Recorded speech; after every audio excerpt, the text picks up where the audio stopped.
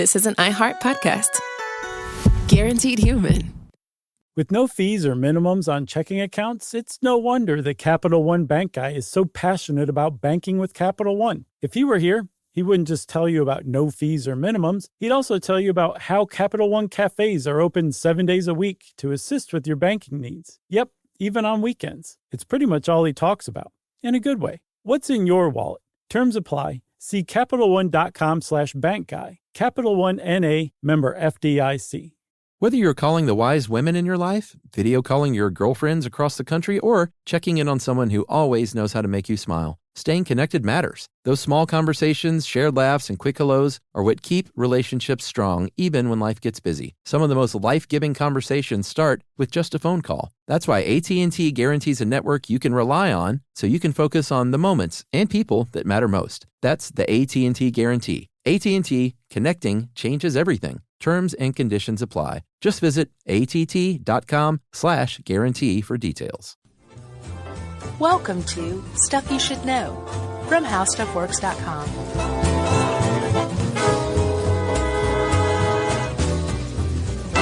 Hey, and welcome to the podcast. I'm Josh Clark, and there's Charles W. Chuck Bryant, and this is Stuff You Should Know, the podcast. The tech edition, which we don't dive into tech too much because that's Jay Strick and Lauren's territory. Yeah.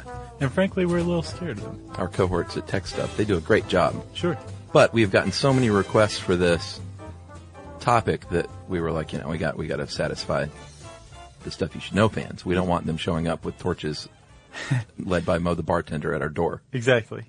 This might be the most requested of all time, possibly. Oh, you think? I think it might be. I can't think of another one that comes to mind that was maybe like Mormonism. Yeah, Mormonism. Or Scientology. And I see accents a lot. People want to get to the bottom of accents. That would be a good one. Yeah, we need to do that at some point. You want to do that now instead? Crikey. That's good. I could do how bad accents work. Do Italian. No, I'm not your monkey. That's good stuff. It's not that I think you're my monkey. I know. It's that you do accents way better than me. I'm just a fan, man. No, meaning that I attempt them and do them poorly where you don't even attempt them. So I've heard technically your that's Clinton, better. And it is off the charts. It's not bad. So, Chuckers. Yes. You know much about money? Not much. No? No. I know that I got a few pennies in the bank and that's about it. I know how that works. Okay. Well, we've talked about money before, haven't we? Where was it that the first currency we did a lot of financial stuff. There was something we did recently where we were talking about how Mesopotamia had the first system of, wasn't it like the first coinage? Yeah, in China, of course, too. Yeah. But nowadays when we think money, here in the U.S. at least, and in Canada, and actually pretty much the world because the world uses dollars. Yeah. We think of paper money or coins. Sure. Printed by the U.S. Mint at the behest of the U.S. Treasury. Yeah. On behalf of the United States government. Yeah. It's all banks are backed and insured. Clearly we know that they're covered in case something goes wrong. Yeah, because you and I are covering them, buddy. Yeah, basically. But it wasn't this system that we take very much for granted now of, ones, fives, tens, 20s, hundreds. And then there were some other ones. This is fairly new. It was just the beginning of the 20th century that the Federal Reserve was created. Yeah. Before that, during the Civil War era, I think maybe even post-Civil War, there more than 8,000 different entities, typically banks, that were printing their own currency. Yeah, man, we talked about that. What was that? Was that the barter thing? Maybe so. Yeah. But you're right. It's a new thing. It's a great well to go back to because it's so interesting. Yeah. 8,000. Yeah, and if you were a bank, you can just be like, hey, I got a bunch of gold here. Right. I'll print some money based on this and I'm going to put my picture on it or maybe a picture of my favorite horse. This is a Jim McPherson dollar. Exactly. See? Anyway, all that went to the wayside when the Federal Reserve came about and everybody was like, stop. Right. Just the federal government can print money from now on and we're going to back it with gold. And then you know what? We're not going to back it with gold anymore. Let's just say, you guys believe this has value. We'll go with that. Well, at that point, everyone had bought in, literally and figuratively, so. Exactly. So we went from the gold standard to a fiat currency, which is everybody come make believe that this actually has value. Right. And it actually will have value. It's pretty magic. Yeah. And that transition to a fiat currency gave birth to what we're going to talk to today, or the possibility of what we're going to talk about today, which is Bitcoin. Yeah, which is a real thing right now. It's, will it survive? Who knows? But as of the recording of this podcast, it is super legit. And about $1 billion? It may, in fact, be too legit to quit. It may be. I didn't see an estimated value of all the Bitcoins in circulation. I saw that, but as we will find out, it fluctuates like on a minute-to-minute basis. Yeah, it really does. So it might wildly. be worth like 25 cents next week. Yeah. But like you said, though, the whole thing hasn't crashed.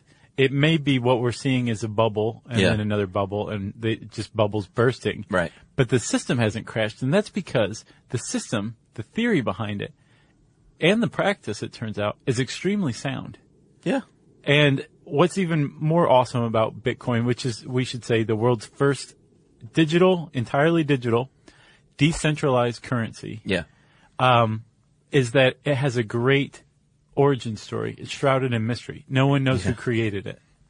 And the things that it's used for can be shady and weird, and it's all just very, some of it's on the deep web, and it's just very interesting and salacious. And it's very anarchistic in nature. Not only is it not backed by any government, it's not issued by any central authority. Yeah. It's if you're part of the Bitcoin network, then you are part of the authority to issue it. Yeah. And it's actually, technically, it's mathematics that has the authority to issue Bitcoins. Yeah, it took me a while to wrap my head around it because it's such an entirely new thing. And it's very complex. Yeah, and although it really isn't. Like when you break it down, that's what I had to eventually figure out. I studied enough where I was like, oh, wait, this is actually kind of simple. And at the root of it all, who wrote this? Did Strickland write this? No, this is Nathan Chandler. Chandler points out at the root of it all, basically, all that you have to do to invent a currency is have enough people say this is currency. Right. And then you have currency. Like I said, whether it sticks around, who knows? But as of now, there are enough people buying and selling Bitcoins and speculating and using Bitcoins as trade, then it's a thing. That's the other thing that gives it value is if there's somebody out there who's willing to accept that currency for a then it has the value of a pizza, at least. That's right. So let's talk about the origin first, huh? Sure. The origin, back in 2008, a mysterious pseudonym popped up, Satoshi Nakamoto. Yep. And we don't know if this is a lady or a man or men or women or both. Yep. Could be a group. Who knows? Could be a group, yes. And they or he or she or it published a document that outlined what Bitcoin was, said this is a new thing that we or I or me are trying to create. And I believe that person minted the first 50 coins himself or herself or themselves. Yeah, that was 2009. In that document that Satoshi published in 2008, it was really groundbreaking because it figured out a long-standing problem that was preventing digital currency from being established, and that was to prevent anybody from copying and pasting the code that makes up your digital currency and then using it again and again and again. Yeah. Well, there's one easy way around it. You have a ledger, but you have to have somebody you trust to keep track of the ledger. And what Satoshi came up with, and that what Bitcoin does, is it makes the ledger entirely public so that everyone is working out the ledger. Yeah. And it's actually that process of keeping track of the ledger and who has what coin and what coin's been transferred to whom, that actually mints new coins. Yeah. So we need to step back and explain what's going on here. Okay. Because I think people are already confused. If you don't know what Bitcoin is, you're like, what are these guys talking about? Right. Bitcoin is virtual money that you can now use online to buy and sell things. And there are a number of retailers that are accepting this. It's not just the deep web. We'll get to that in a minute. And now there are even go-between companies that allow you to, I guess they, not transfer, but they convert your real dollars into Bitcoins to, if you want to shop at like Macy's, let's say. Or they convert your Bitcoins into real dollars. Bitcoins into real dollars, yeah, Right. The other way around. And Chandler points out a good way to think of Bitcoins is it's a digital stand-in for cash because it's anonymous. Exactly, and that's the big key. So if you want to buy things anonymously, or if you are libertarian and you just want to stick it to the government, or if you don't trust the government or you don't trust banks, a big thing that Nakamoto preyed on was the financial collapse, obviously, and was basically like, hey, look around, what's going on? Right. Like, you're going to trust your money there? Like, why not trust this new thing? Let's give it a try. Let's give it a try. So basically, if there are a couple of different things you can do. You can either participate as just someone who buys Bitcoins with your credit card or whatever, and then uses them to shop. Chandler says that you can buy with credit cards, but I saw from a couple of different sources that like most places do not take credit cards, that you either have to give them your bank account or else figure out a way to pay cash, like using MoneyGram. Well, that's been the more preferred way as of late, but there's still credit card people that'll take a credit card. Okay. So the first thing you need to do is set up your wallet, and that is basically your account, your digital account, and then you buy Bitcoins, and they are in your account, and you use them for whoever takes them. Right, and you buy them from like a central currency exchange, probably Mt. Gox. Although, we'll talk about them in a minute too. Right, but They're they've in bad been shape handling right now. about 60% of all Bitcoin transactions. Yeah. Well, purchases of Bitcoins. You go to Mt. Gox typically. Hey, everybody. I want to talk to you a little bit about Tide Evo because it represents over 10 years of innovation and product development. Tide Evo is a first-of-its-kind technology where tens of thousands of minuscule fibers are spun together to form a 6 times powerful layer packed with scrubbers, brighteners, pre-treaters, and fresheners. And that's going to deliver a breakthrough clean that's so powerful, it feels like magic. Yeah, it is kind of like magic. Tide Evo is revolutionary. A 100% concentrated, waterless laundry tile that's made of compressed microfiber soap layers rather than liquid or powder. And it's not like pods or sheets because it uses 6 layers of detergent fibers to deliver superior cold water cleaning without plastic packaging of any kind. And it provides a mess-free, lightweight solution that dissolves lickety-split. So whenever you run into a laundry challenge, turn to Tide Evo. It's revolutionary. It's magic. Try new Tide Evo. Real laundry magic.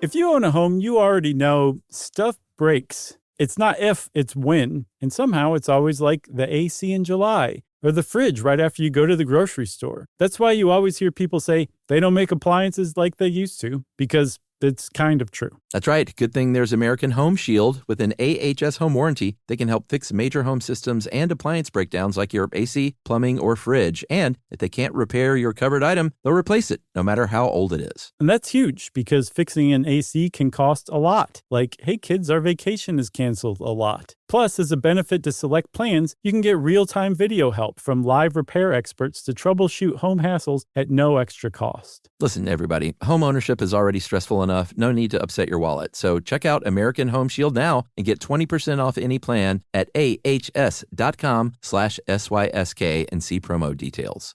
See ahs.com/contracts for coverage details, including service fees, limitations, and exclusions. American Home Shield. Don't worry, be warranty. So, like I said, one reason you might want to do this is if you don't trust the banks or you're tired of the government getting involved in your money, or if you just want to save some money, because what you're doing is you're skipping middlemen, and so you're saving on a lot of transaction fees. Oh yeah, have you ever purchased something overseas through PayPal? No, not overseas. Oh man, it gets expensive, the Really? fees do. Bitcoin has no central authority, and so there's no bank you're dealing with, so you're not going to be charged the bank's fees. And the transfer companies that do work with Bitcoin typically charge like $2, $3, Right. something like that. So you skip all that. Right. You're not paying as many fees. The wallet is a software program, so it's not like a literal wallet, obviously. You download your wallet, you've got your little account, you buy your Bitcoins, and you can just do that if you want. You can just buy things. You can buy things on the regular web. You can buy things on the deep hidden web. You can also just hang on to them and speculate. Well, that's the second thing you can do. Okay. You can speculate and buy and sell apparently the Winklevoss twins, The Winklevi? the Winklevi from the Facebook movie. in real life are they have like $11 million worth of bitcoins. See, I wonder how much it. it's worth now, or how much it'll be worth tomorrow. But yeah, they have millions of dollars worth of bitcoins. Yeah, so they're supposedly Bitcoin millionaires that have made their money speculating by buying and selling just like you would a stock, let's say. Right. So that's another thing you can do. The other thing you can do is actually participate and mine these coins, which sounds complex, but it's really not. All right, well, let's get into this because now we're talking about the Bitcoin network, right? Yeah, it's a peer-to-peer. We should point that out. That's very important. Peer-to-peer network. Right, like BitTorrent or Skype. Yeah, there's no centralized like mainframe running this thing. Exactly. The whole thing operates on the computers of the people who are part of the Bitcoin network. That's right. Okay? So the mining is really the most important, and I think that's where a lot of people get tripped up. There's three things basically that mining coins, you're creating coins essentially. You are, let's get into it.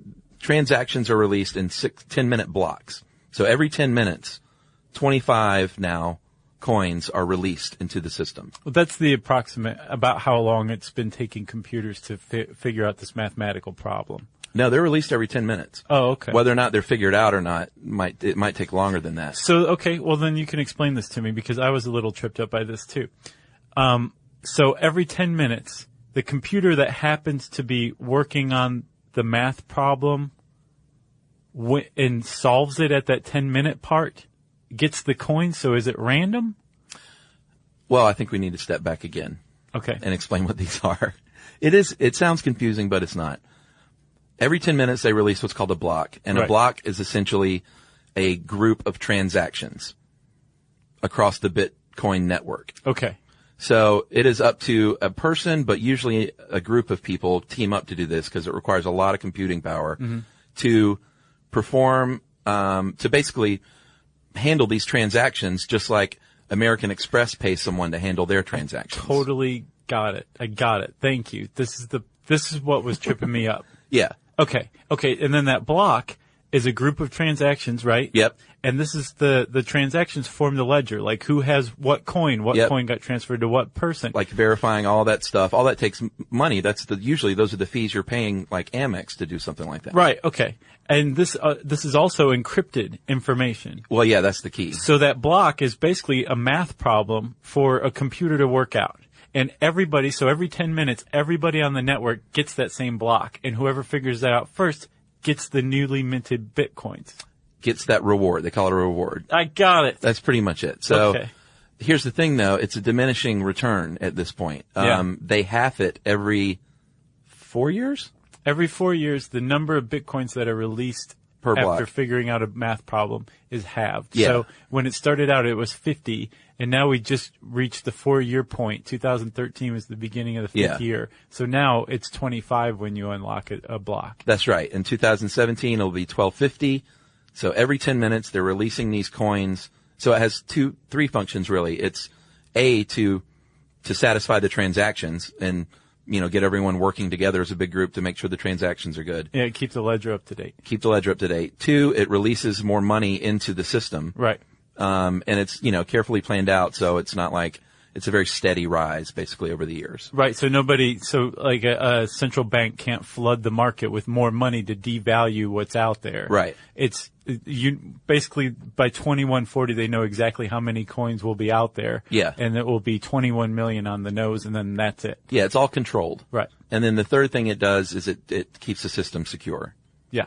So that's what mining is. And each block it's very energy inefficient. Each block to fully satisfy over the course of 12 months takes about $10,000 worth of electricity. I read way more than that. I read $150K per block for 24 hours of hardcore data mining or hardcore Bitcoin mining. Sorry, costs up to $150,000 in electricity. Oh, really?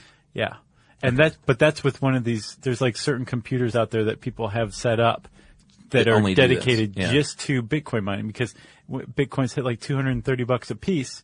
25 of those puppies. That adds up. And if you can get more and more and more and you have computers dedicated to it, then people have they're just Bitcoin miners, and they have computer systems, or they're parts of co-ops that divide Right. the Bitcoin, right? Well, that's kind of the only way to do it now. They say if you're a single user, then Yeah. you have virtually no chance these days. I would imagine. Because it And- just takes too much computing power for the Yeah. average, home computer. Right. And if you team up, even if you got a great system, if you team up with 10 people with a great system, then you're, 10 times as likely. Because that was the other thing. The number of Bitcoins that come out are halved, right? Yeah.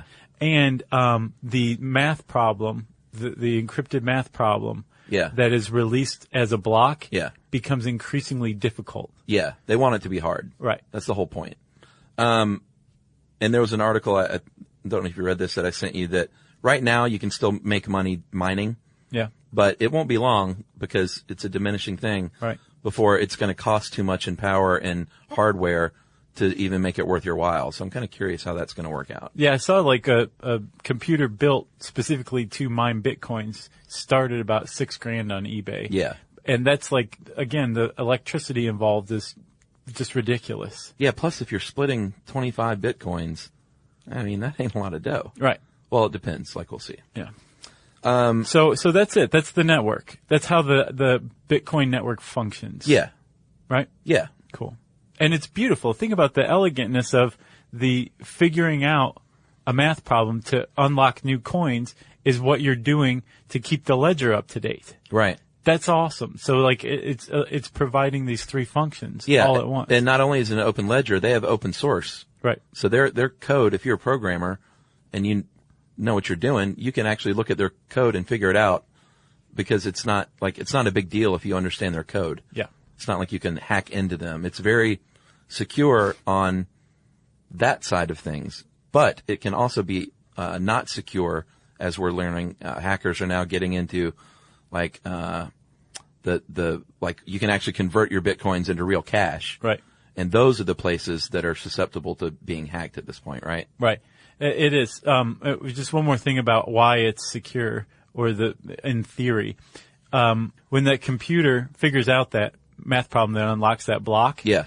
that what they came up with is shared with every other computer in the network to verify that this ledger is accurate. And is that a hole? Yes, so that's why it's secure, because Gotcha. everybody's computer knows what's what, and if there's a discrepancy, then it has to be worked out. That's Right. why a transfer of Bitcoins, a transaction, can take a long time because it has to go across all the network. Gotcha. For verification? Yeah. All right. Well, that's cool. Okay, but insecurity. Well, many ways it can be insecure. Like we said, they can hack into, like, when you go to a, what's one of the places they listed for converting back to cash? Bitspin Yeah. is one, I believe. And what was the other one? Was it BitPay? Yes, BitPay and Bitspin. They convert your Bitcoins into credit or whatever, and Yeah. you can shop anywhere. Whatever, or your local currency, like if you want to cash them out Yeah. and get your cash back. Right. There are companies that do that, and that apparently is where hackers can get in there. Yeah, and they can also get to Mt. Gox, which is the currency exchange, which apparently if you have an account at Mt. Gox, a lot of people are like, oh, well, this is like a bank. Right. It's not like a bank. And whether it's Mt. Gox or whoever, that's a really bad place to actually keep your virtual currency. Yeah. Because number one, since it's a decentralized system, anywhere where there's a bunch of people's stuff parked, that's a target. And since there are fewer targets, that means that people can get better at attacking them. Right, right. So it's a terrible place to keep your Bitcoins. And then also, a lot of those places, a lot of those currency exchanges, if they go under, Yeah. your Bitcoins go Yeah. with them. And that's the thing. And like, they have. your Bitcoins are gone. Yeah. They're just gone, and you don't have them any longer. Which is why if you have a Bitcoin wallet or account, you want a physically removable backup of them somewhere, a flash drive or a removable hard drive away from your computer, so that if your computer crashes or Mt. Gox goes under or the feds swoop in and sees something or freeze something, Right. you still have your Bitcoins because you've got that account of it on your flash drive. Backed Yeah, up. I would back it up 2 or 3 times. Yeah, exactly. I did read one account of this guy that lost like 800 of them because his laptop crashed. Oh my God. But it was early on, so he was just like, it was no big deal at the time because they were like 20 cents a piece. Yeah. Well, But, can yeah. you imagine? No, I couldn't. So, I mean, that's one of the dangers of it and one of the risks. Right. So let's talk a little bit about this whole speculation thing and the wild ride of Bitcoin. Right. Because it's like the Wild West out there. It's so early on. It is. And it's gone from 20 cents at the beginning to a high of about $260 per Bitcoin early this year, right? Yep. In 2011, it went from $30 in the middle. I'm sorry. In 2010, it was worth a few cents. It rose to $30 in 2011, and then it dropped down toward the end of the year to $2. Like, currencies are not supposed to do that. No. That's one of the big problems is like it careens wildly all over the place because of speculation. Yeah, some people are attracted to that though. Yeah. Like the Cowboys are into that, like, get rich really quick and get out. Right, but if you're the average person, like buying some Bitcoins because you really, believe in the anarchistic sentiment behind it, then you're really at the whim of speculators who can game the system fairly easily. Yeah. Because they're the only ones who know how to do it because the community's small enough. Well, and a lot of financial, gurus say it's a sucker's bet. And it's just a bubble maker, basically, is one way to look at it, at least for now, because it's too unstable. It's like the Lawrence Welk show out there. Half of our fans are going, huh? So the deep web we've mentioned. A lot of people don't know this. I know Matt Frederick of Stuff They Don't Want You to Know, like 3 years ago, came up to me and was like, dude, check this out. Yeah. The Silk Road. Yeah. And the deep web is a web that's not accessible. You can't go to Google and type in deep web and say, now I'm on the deep web. You have to have like special software to take you to this deep web. Yeah, Tor. Yeah, Tor. Yeah. And that's where bad things go on. I think it's like an operating system that allows you to be entirely anonymous. Right. And yeah, if you don't have Tor, I don't think you can even get onto Silk Road. But if you did, that'd be a really bad decision because Silk Road is where you go buy, drugs. Yeah. Pretty much anything. I think out of the 30,000 things they offered, roughly 20,000 of them were drugs. Yeah, and this is like there's some dude in Chicago who's got a bunch of heroin for sale, and you go use your Bitcoins on Silk Road to buy heroin, and he mails it to you, and your Bitcoins are put into an escrow account. Yeah. And then when you say, oh, yeah, I got my heroin, thanks, man, I just came out of like an 8-day stupor, the escrow account releases the Bitcoins to the guy in Chicago, and that is going on right now. Yeah, but now that guy has a little addendum that says, would you mind releasing before you do all the heroin? Exactly, yeah. Don't forget. Right. But it's a thing, like you can buy like whatever you want. There are services that you can hire hitmen. Yeah, this really troubles me. And kidnappers and people to like rob someone's house. Or burn down your house for insurance money. Like that's. You can hire someone and pay them in Bitcoins. Black Market Reloaded? Is that Yeah, site? I think so. And then there's another one called the Armory, which is apparently like an arms marketplace. And all of this stuff would not be possible were it not for Bitcoin. And you can understand that this has really kind of gathered the attention of the feds. Yeah, well, it's attracted more than the feds. The Silk Road actually, as of about a week ago, was shut down. Oh, really? By a unidentified hacker, basically. A blackmailer named Lance G. threatened to crash the site with what's it called, a DDoS?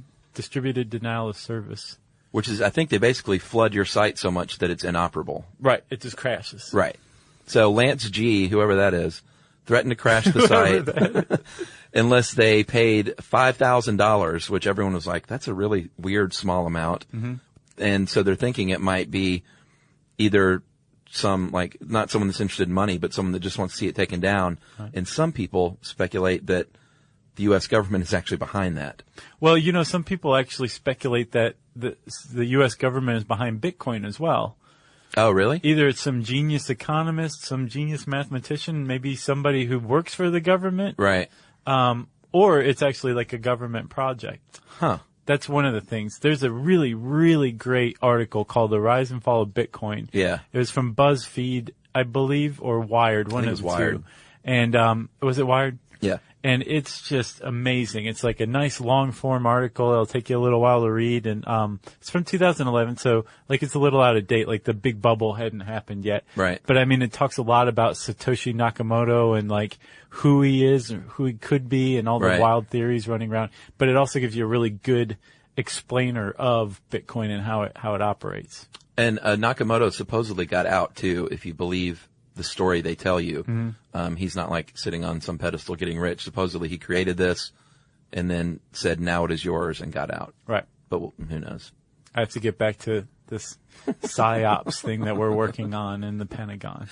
So as of now, the Silk Road is shut down. I'm sure it will pop back up, or something like it will, pretty soon. Huh. You know? So the hacker just basically crashed the site, or disabled it. I think threatened to, or maybe did. I'll have to look into that. Yeah.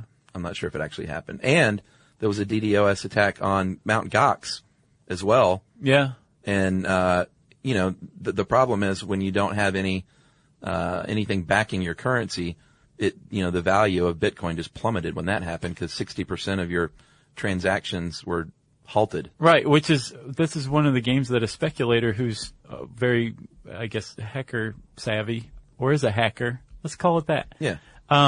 Could do to manipulate the value of Bitcoin is like attack Mt. Gox, let the value plummet, and then go to one of the other exchanges that aren't crashed. Right. And buy a bunch of them there, and then just let everything go back to normal and let the value rise once more. It's definitely not stable. No, it isn't. And you were saying that the Silk Road got hit by a hacker.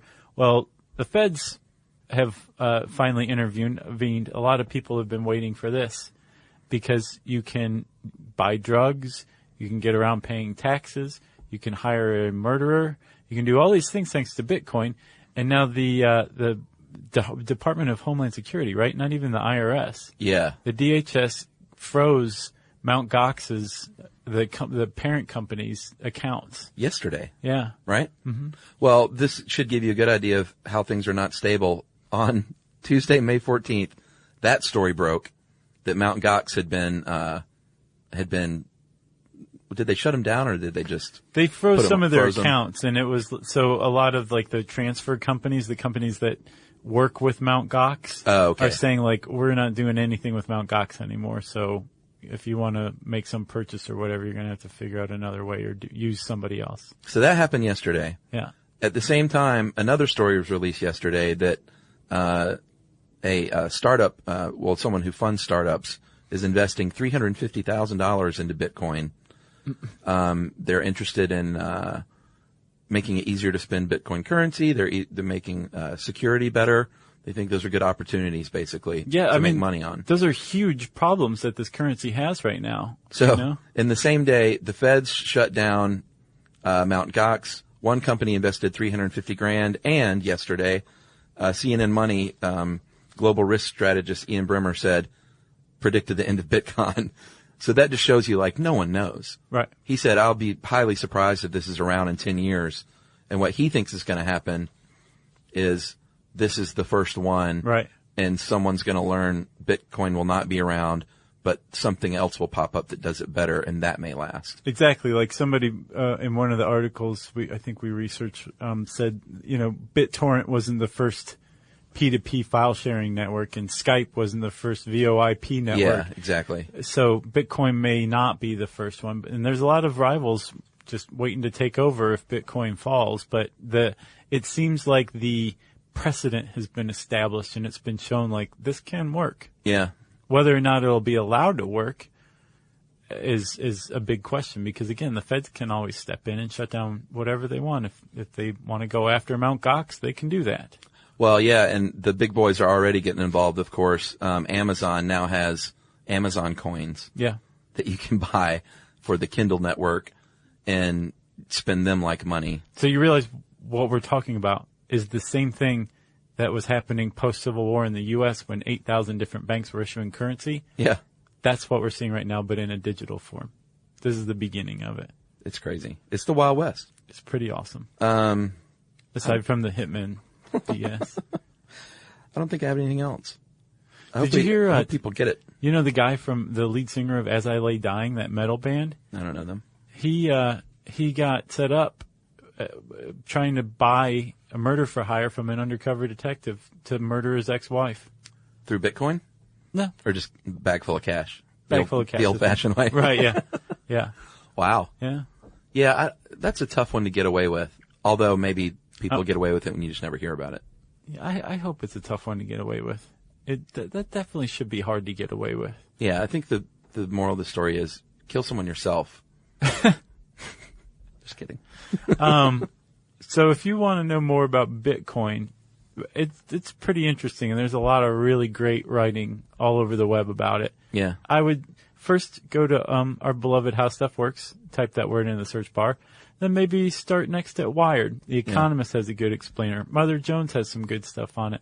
Go check it out. Or check the news feed, because literally every day you're going to get some new changing story. Right. I mean, by the time this is released, there may not be any Bitcoins. No. In 2 weeks, who knows? Yeah. But there will be. Yeah, I hope so. Yeah. Or else we're going to have to add an ED to how Bitcoin worked. Do you have any? Have you bought any? No. Yeah, me neither. No. I'm no fool. I think I said search bar in there somewhere, so that means it's time for a message break, right? That's right. And then a really good listener mail. Stuff you should know.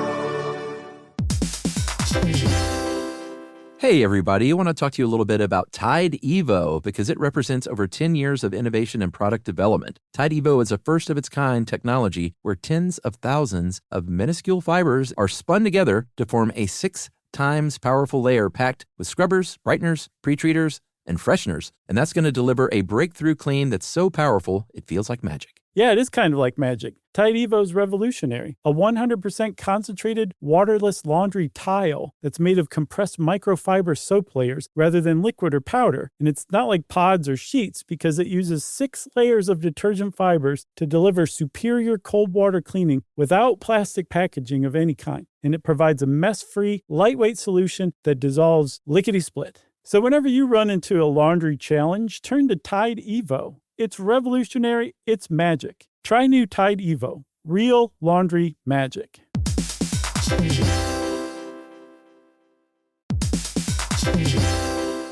If you own a home, you already know stuff breaks. It's not if, it's when. And somehow it's always like the AC in July or the fridge right after you go to the grocery store. That's why you always hear people say they don't make appliances like they used to, because it's kind of true. That's right. Good thing there's American Home Shield. With an AHS home warranty, they can help fix major home systems and appliance breakdowns like your AC, plumbing, or fridge. And if they can't repair your covered item, they'll replace it, no matter how old it is. And that's huge, because fixing an AC can cost a lot. Like, hey kids, our vacation is canceled a lot. Plus, as a benefit to select plans, you can get real-time video help from live repair experts to troubleshoot home hassles at no extra cost. Listen, everybody, home ownership is already stressful enough. No need to upset your wallet. So check out American Home Shield now and get 20% off any plan at ahs.com/SYSK and see promo details.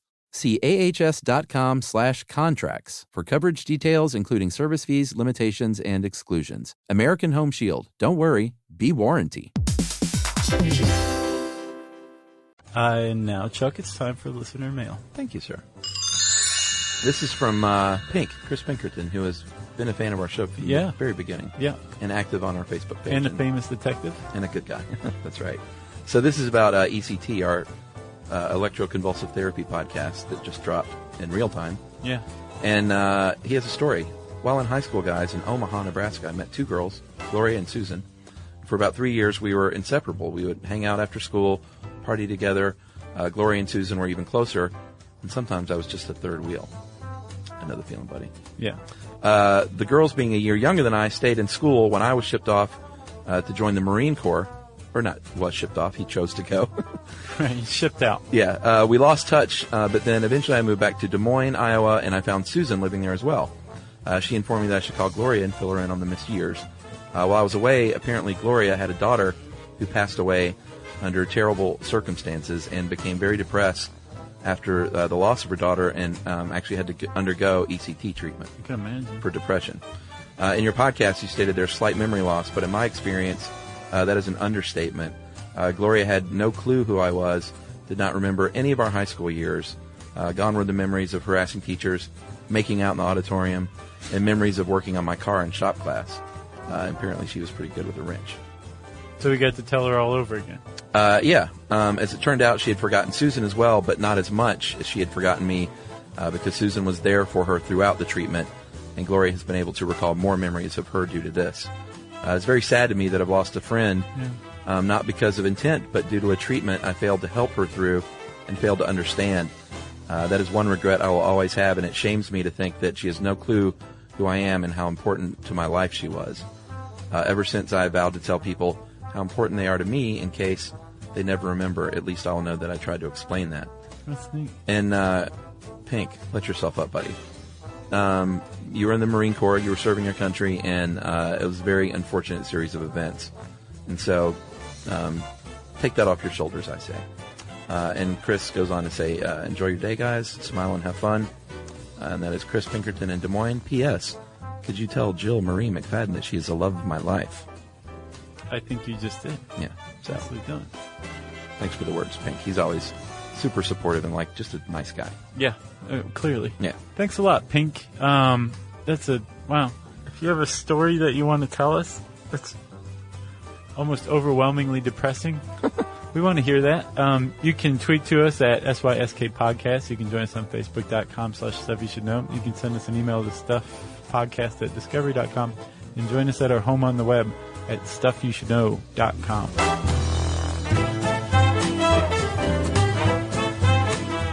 For more on this and thousands of other topics, visit howstuffworks.com.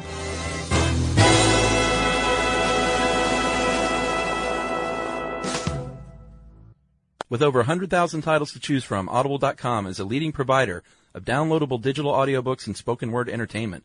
Go to audiblepodcast.com/knowstuff, KNOWSTUFF, to get a free audiobook download of your choice when you sign up today.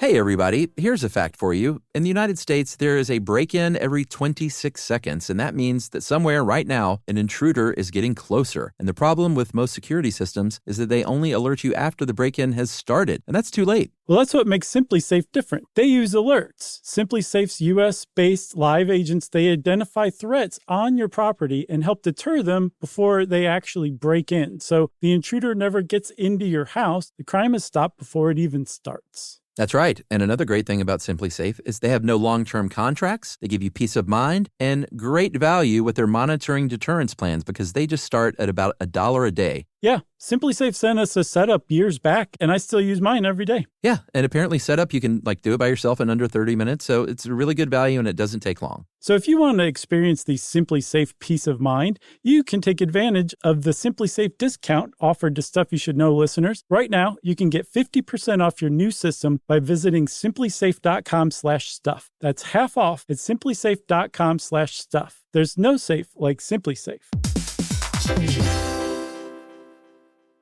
If audiobooks are your thing and you've been meaning to listen to more of them, you should check out a podcast called Earsay, the Audible and iHeart Audio Club, hosted by Cal Penn. Each episode spotlights standout audiobooks on Audible across all kinds of genres: sci-fi, comedy, romance, thrillers, and more, with Cal talking to guests who help break down what makes each story worth listening to. It's a fun, easy way to discover your next great audiobook. Check out Earsay on the iHeartRadio app, Apple Podcasts, or wherever you get your podcasts. This is an iHeart podcast.